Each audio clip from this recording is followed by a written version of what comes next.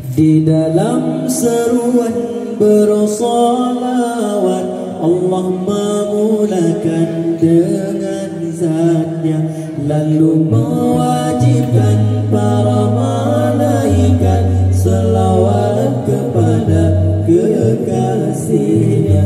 Barulah menyeru kepada semua yang beriman agar turut bersolawat salam bersama-samanya.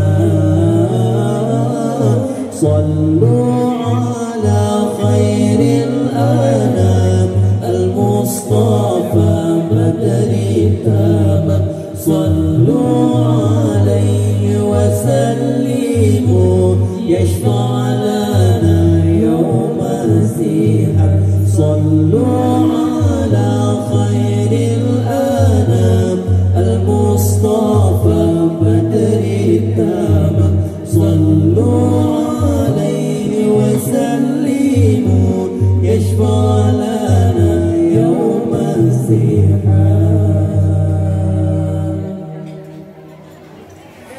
Di dalam seruan bersolawat Allah memulakan dengan zatnya, lalu mewajibkan para malaikat salawat kepada kekasihnya.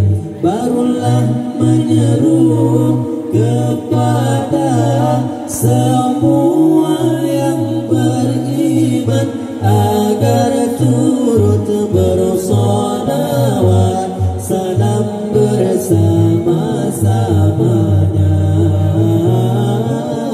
Sallu ala khairil anam al-Mustafa badri tamam. Sallu alaihi wa sallimu yashfa' lana yawma zihab.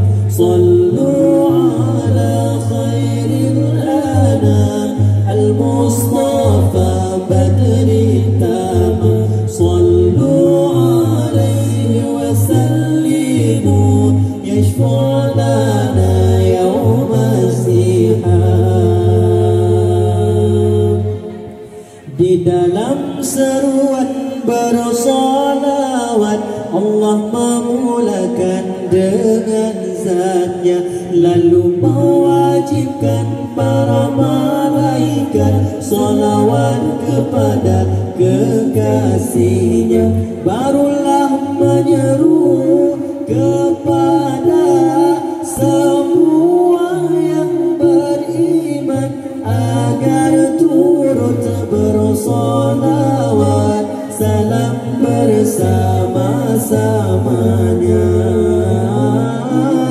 Sallu ala khairil anam al-Mustafa badri tamam. Sallu alaihi wa sallimu yashfa' lana yawma zihab. Sallu ala khairil anam al-Mustafa badri tamam.